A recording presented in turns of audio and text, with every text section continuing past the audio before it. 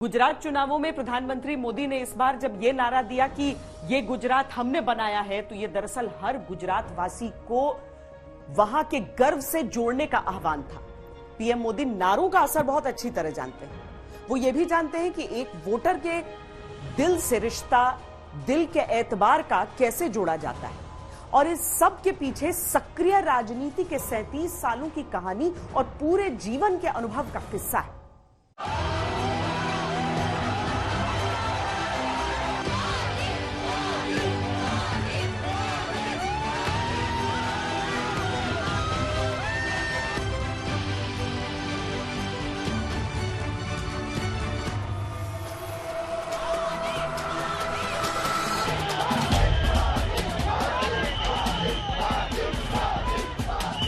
कैसे मिलते हैं पीएम मोदी को ऐसे निष्ठावान कार्यकर्ता?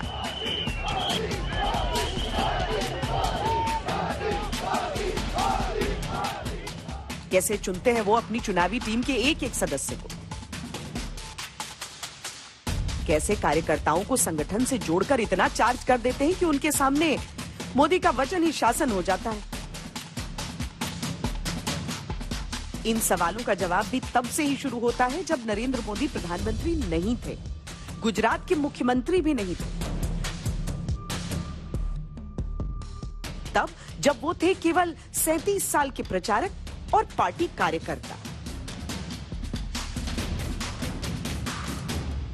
उन्होंने ये बताया, एक राजा का एक उन्होंने गांव का उदाहरण दिया कि एक राजा ने अपने नागरिकों से कहा कि आज रात को एक तालाब में सभी नागरिक अपना एक एक लोटा दूध तालाब में डालेंगे, और पूरे गांव ने ये समझा, हजारों लोग जब दूध डाल रहे हैं तो मैं अकेला नहीं डालूंगा, तो मैं पानी डाल दूंगा, तो क्या फर्क पड़ता है, किसको पता चलने वाला है। अच्छा, ये एक आदमी ने सोचा नहीं, ऐसा नहीं हुआ क्या, सारे सबने यही सोच लिया, और सुबह उठ के जब देखा तो पूरा तालाब पानी से भरा हुआ था।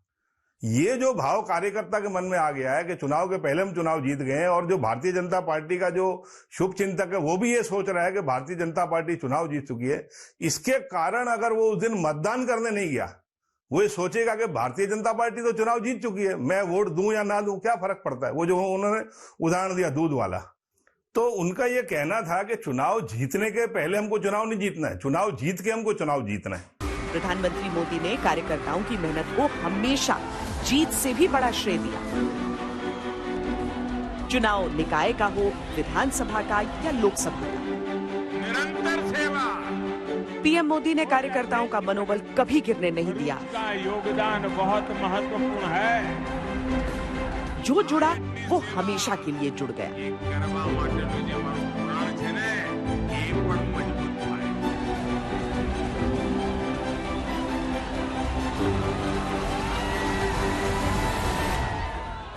संभाग में कैसे जाना चाहिए, किस दिन जाना चाहिए, फिर वहां सूचना देना, वहां उन जिलों के अध्यक्षों को, चुनाव संचालकों को, प्रभारियों को बुलाना, और ये सब सूचना देने का काम मेरा था।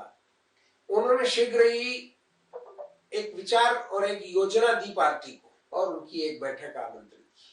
नरेंद्र भाई ने उस बैठक को संबोधित करते हुए सबसे पहले तो हम सब लोगों के लिए आश्चर्यजनक था कि उन कार्यकर्ताओं को पूर्णकालिक शब्द से संबोधित नहीं किया। उन्होंने संबोधित किया विजय व्रती के रूप में, कि आप सब जितने यहाँ कार्यकर्ता लगभग 250 के लगभग रहे होंगे, आप सब लोग विजय व्रती हो, विजय का संकल्प लेकर घर से निकले हो, विजय का संकल्प लेकर क्षेत्र में पहुंचोगे। आप लोग ऐसा करो कि हर महीने में एक बार मिलना रखो, और ऐसा करो कि उसको टिफिन बैठक बना दो। और टिफिन बैठक में क्या करने का, कि सबको अपने घर से खाना लाने का, और सबको साथ मिल के खाने का, और अपना खाना शेयर करने का। तो हम टिफिन बैठक में गए थे, और खुद मोदी जी को मैंने खाना खिलाया, तो मैं तो इतनी खुश हो गई कि चलो टिफिन बैठक के बहाने भी मोदी जी इतना सोच सकते हैं कि भाई ये सब अपने कार्यकर्ता, काउंसिलर सब एक साथ मिले और अपने ये सब काम के बारे में एक दूसरे से शेयर करें।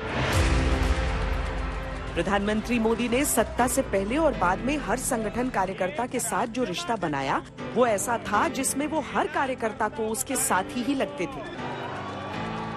अपने व्यवहार से कार्यकर्ताओं के सामने उन्होंने उदाहरण रखा और पार्टी कल्चर को नई शक्ल दी। 96 में उन्होंने चुनाव लड़ाया था हमारे लोकसभा का, सत्यपाल जैन जी जीते थे। तो 96 में आडवाणी जी आए उनकी रैली को संबोधित करने, तो हम भी मोदी जी के साथ थे, मोदी जी प्रभारी, और हम देख रहे हैं कि सब के सब जितने नेता छोटे मोटे सब मंच पे चढ़ने के ललायत हैं। पीछे डिस्पेंसरी की वॉल पे बैठे थे, बिल्कुल अखीर में, जहाँ ग्राउंड खत्म भी हो जाए, ग्राउंड के बाद एक वॉल थी, वॉल के बिल मोदी जी, महावीर जी। तो हम देख के हैरान की कमाल है जी, हम तो युवा थे उस टाइम 20-21 साल के, कि मोदी जी आप ऊपर नहीं है भैया, हम यहीं ठीक हैं, आडवाणी जी का भाषण सुनेंगे यहीं से जाएंगे। भाई साहब वो कभी मंच पे नहीं बैठते थे, बड़ी रैलीज में भी मंच पे नहीं बैठते थे वो। तो जैसे ये कोई रैली होनी है तो सबसे पूछते हैं, हाँ जी बोलो भाई साहब कितने बंदे लाओगे, कितनी संख्या लाओगे, तो नॉर्मली बोल देते हैं कि 200 आदमी, 400 आदमी। तो मोदी जी क्या करते थे, बाहर उसमें वेन्यू में घूमते रहते थे और देखते रहते थे कौन कितने बंदे लाया। फिर अगली बार इसको पूछ लेते, हाँ जी बोलो भाई, तुम बोल रहे थे 200 बंदे लाएंगे, तेरे साथ 5 आदमी आए थे, तू बोला 100 आदमी लाएगा, तेरे पास 2 बंदे आए थे। इस हिसाब से उनका डिफरेंट टाइप का वो था। अहमदाबाद में एक जाहिर सभा थी, वो प्रांत के महामंत्री होते हुए भी स्टेज पे नहीं बैठे, वो पीछे कार्यकर्ताओं के बीच में खड़े थे। हम सब जाके मिले उनसे पूछा, क्यों नरेंद्र भाई आप यहां खड़े हैं? बोले गुजरात यहां है, मुझे गुजरात में क्या चल रहा है कुछ ही घंटों में जानना है, कार्यकर्ताओं से मिलना है। राजनीतिक दूरदृष्टि के चलते नरेंद्र मोदी ने पार्टी में पद से पहले कर्तव्य की परंपरा डाली और हर पड़ाव पर हर कार्यकर्ता को उन्होंने उस परंपरा की याद दिलाई। मैं प्रवीण शर्मा बोल रहा हूँ जी, हिमाचल प्रदेश से भारतीय जनता पार्टी का प्रदेश उपाध्यक्ष। प्रवीण जी नमस्कार, कैसे हो? ठीक हूँ मोदी जी। हम तो प्रवीण जी को जब भी याद करते हैं तो उनकी बड़ी बड़ी मूछें याद आती है। धन्यवाद जी, धन्यवाद जी। वही प्रवीण बोल रहे हो ना? जी हाँ, वही बोल रहा हूँ जी। जी बताइए। जो साथी थे वो साथ हैं और याद है उन्हें हर रणनीति नरेंद्र मोदी की जो कार्यकर्ताओं को विशेष बना देती थी। 1989 में, 1990 और 1991 में तीनों साल इलेक्शन थे। उसी दौरान मोबाइल फोन नहीं था, इंटरनेट भी नहीं था। इनफैक्ट इलेक्शन में नरेंद्र भाई ने क्या किया, हर रोज हम एक रात को लिस्ट बना लेते थे, प्रमुख कार्यकर्ता किससे किससे बात करनी है, कौन सी विधानसभा के क्षेत्र में बात करनी है, क्या क्या परेशानी है वो पूरा। और दूसरे दिन सुबह 7 बजे, करीबन सुबह 7 बजे फोन लेकर हम बैठ जाते थे। तो सुबह 7 बजे हम फोन लगाना चालू कर देते थे, तो करीबन 10, साढ़े 10 बजे तक पूरे गुजरात की ग्राउंड रियलिटी, कौन कौन से विस्तार में क्या क्या चल रहा है, क्या क्या परेशानी है, पार्टी का प्रदर्शन कैसा है, क्या नेताओं की जरूरत है, जाहिर सभा की जरूरत है, जो भी चीज की जरूरत है, जो भी प्लानिंग की जरूरत है, वो सब करीबन 10, साढ़े 10 बजे तक तो हमको पूरे गुजरात का, नरेंद्र भाई को पूरे गुजरात का चित्र मिल जाता था। एक जगह गांव में हम लोग पहुंचे, शाम का समय था और वहां किसी का विवाह हो रहा था। हम थे और लोकल कार्यकर्ता बहुत थे, तो बोले यार किसी का विवाह है, ऐसा मैंने आवाज आ रही वाद्य यंत्र वगैरह का। तो एक कार्यकर्ता बोला ये हमारे एक मित्र हैं, नाम मैं भूल गया, उनके यहाँ की शादी है। फिर उन्होंने आग्रह किया अगर बाराती में आप लोग भी चलते तो कितना अच्छा होता। बोले हमको, बोले नंद कुमार जी कैसे करें, क्या करें? बोले नहीं जा तो सकते हैं लेकिन अपना शेड्यूल क्या है इसको अपन देख लेते हैं। अरे शेड्यूल क्या है अपना? उन्होंने कहा जहां आदमी हैं, जहां लोग हैं, वो तो हमारा शेड्यूल है, वही हमारा कार्यस्थल है। जो जुड़ा वो नरेंद्र मोदी को याद रहा और ये अनुभव हर बार या कहीं कि हमेशा प्रचार के दौरान काम भी आया।